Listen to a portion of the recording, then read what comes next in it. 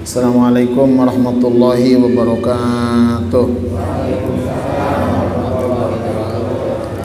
Abda'u bismillahirrahmani wabirrahimi daimil ihsani falhamdulillahil qadimil awwali al-akhiril baqi bila tahawuli thumma salatu wassalamu sarmada ala nabiyyina Muhammadin khairi man qad wahada wa ala alihi wa ashabihi wa man tabi'a sabilal haqqi ghairu mubtadi'. Amma ba'd. Atani ati min rabbi fa akhbirni annahu man mata min ummati la yushriku billahi syai'a dakhalal jannah. Qala fa qultu wa in zana wa in saraqa. Qala wa in zana wa in saraqa. Rawahu Muslim wa Tirmidzi wa Nasa'i. Atani telah mendatangi akan aku ati seorang utusan min Rabbi dari Tuhanku fa akhbirni, maka utusan tersebut mengabarkan kepadaku annahu sesungguhnya man siapa orang mata yang mati siapa orang min ummati dari umatku la yusyriku tidak menyekutukan siapa umat Nabi billahi kepada Allah syai'an akan sesuatu dakhala maka orang tersebut akan masuk al-jannata akan surga. Qala maka bertanya faqultu maka bertanya siapa aku, sahabat Nabi ini bertanya kepada Nabi, wa in zana sekalipun berzina siapa orang tersebut, wa in saraqa dan sekalipun telah mencuri orang tersebut. Qala dijawab oleh Nabi, wa in zana sekalipun dia berzina, wa in saraqa sekalipun dia mencuri. Rawahu Muslim wa Tirmidzi wa Nasa'i. Hadis ini diriwayatkan oleh Imam Muslim, Imam Tirmidzi dan Imam Nasa'i. Ibu bapak yang dimuliakan oleh Allah Subhanahu wa taala. Hadis ini menceritakan kepada kita bahwa Nabi Muhammad didatangi seorang utusan, maka fa akhbirni, utusan tersebut menyabarkan kepada Nabi. Di dalam syarah hadis ini atau penjelasan daripada hadis ini, utusan ini adalah malaikat Jibril alaihissalam, sama seperti hadis-hadis yang sebelumnya. Dan kita tahu malaikat Jibril ditugaskan oleh Allah Subhanahu wa taala untuk menyampaikan wahyu kepada baginda Rasulullah sallallahu alaihi wasallam. Kalimat yang disampaikan oleh malaikat Jibril kepada baginda Rasul dan kalimat itu dibahasakan oleh baginda Rasul. Bagaimana Nabi membahasakan kalimat malaikat Jibril tersebut? Man mata min ummati, siapa orang dari kalangan umatku, la yusyriku billahi syai'an dakhalal jannata, umatku tersebut tidak menyekutukan Allah dengan sesuatu apapun, maka orang tersebut akan masuk surga Allah Subhanahu wa taala. Jadi kabar yang disampaikan oleh malaikat Jibril dan dibahasakan oleh baginda Rasul akan kabar tersebut adalah siapa saja di antara umat baginda Rasul yang tidak menyekutukan Allah, yang tidak berbuat syirik, bermusyrik kepada Allah Subhanahu wa taala, maka orang tersebut akan masuk ke dalam surga. Jemaah sekalian, yang kita garis bawahi pertama dari kalimat ini adalah man mata, siapa orang yang mati.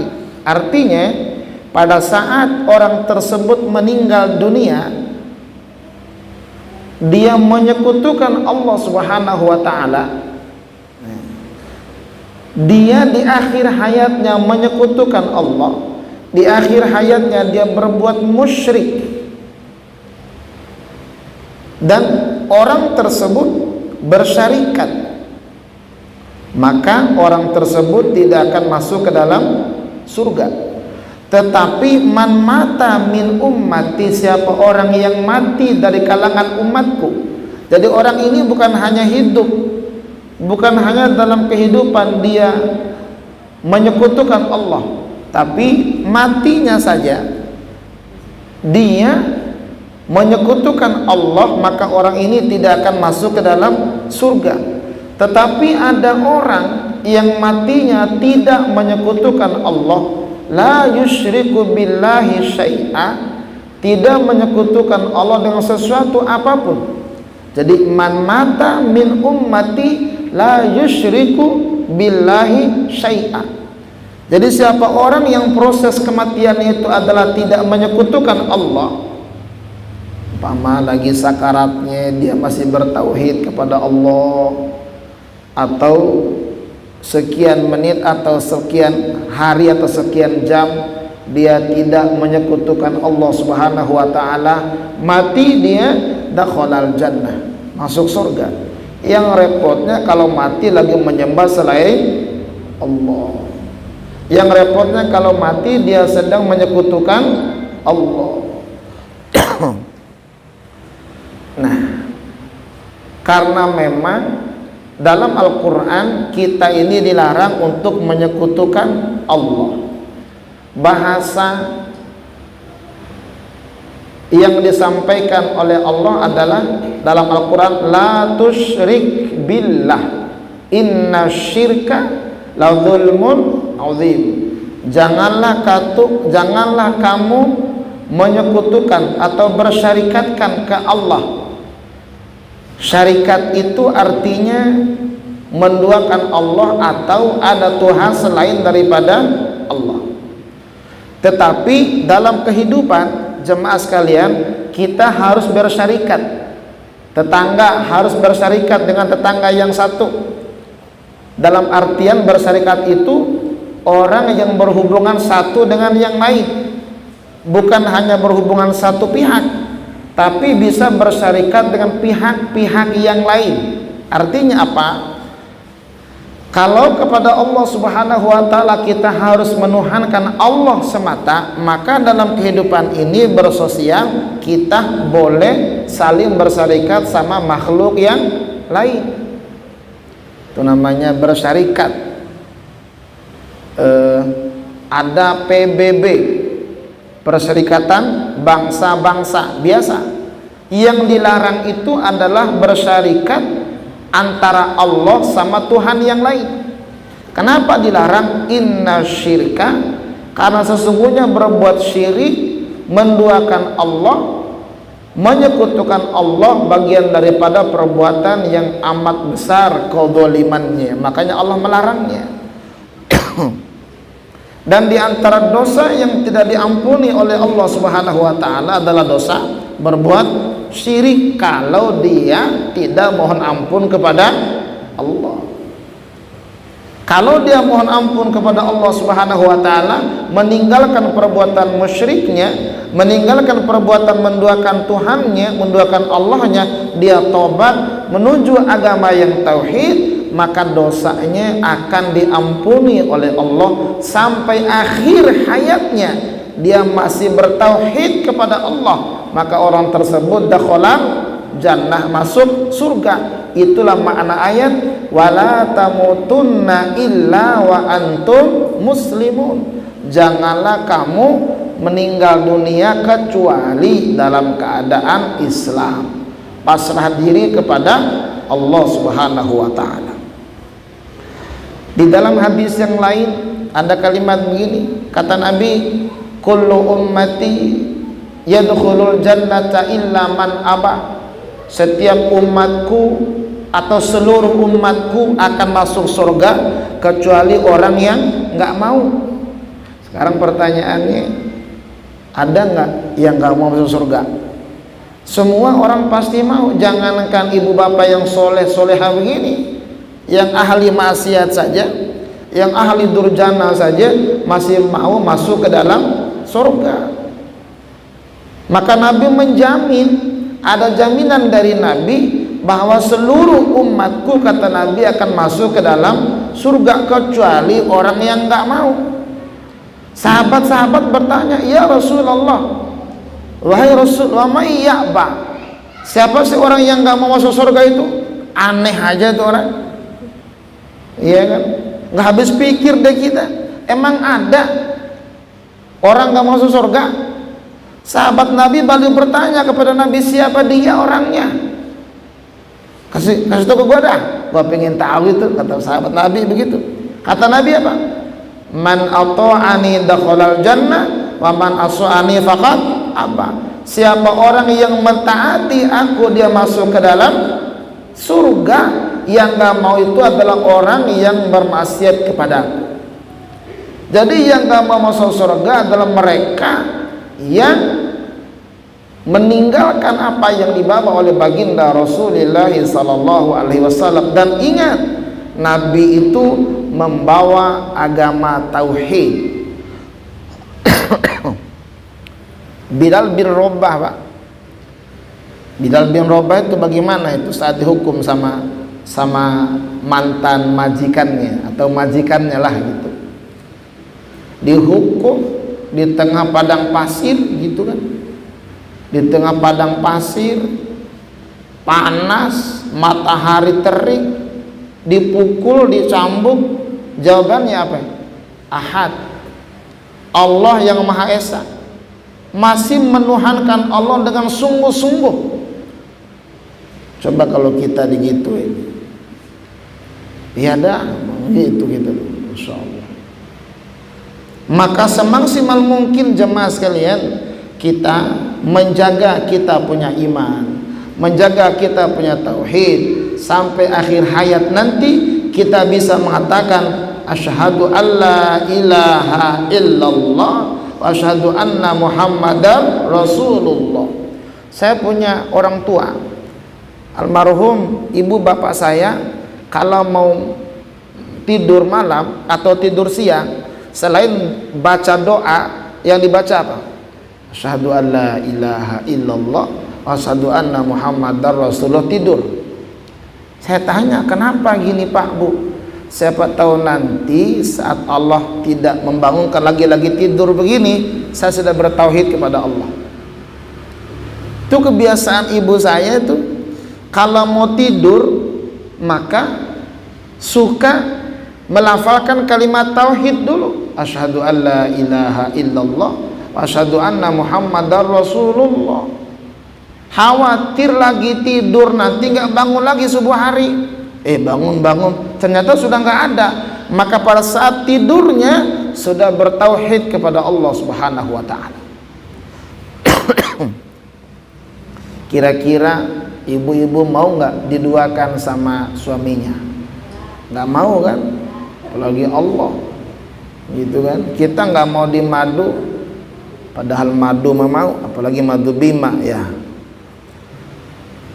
Lalu sahabat Nabi ini bertanya, wa in zana wa in sarqa, wahai Rasul, bagaimana kalau dia pernah berzina? Bagaimana kalau dia pernah mencuri? Kata Nabi, wa in zana wa in sarqa, walaupun dia pernah berzina, walaupun dia pernah mencuri, selama hidupnya tidak pernah menyekutukan Allah Subhanahu wa taala, dan saat matinya masih bertauhid kepada Allah, orang tersebut masuk surga. Jangan diartiin begini, ya sudah besok saya zina aja dah, besok saya nyolong aja dah. Hadisnya begitu. Hadis ini adalah wa in zana, artinya apa? Orang ini pernah berbuat zina lalu bertaubat mohon ampun kepada Allah, karena ini fi'lul maudhi, kata kerja masa lampau, bukan fi'lul mudhari. Kalau fi'lul mudhari, perbuatan zinanya boleh hari ini, boleh besok, boleh selanjutnya.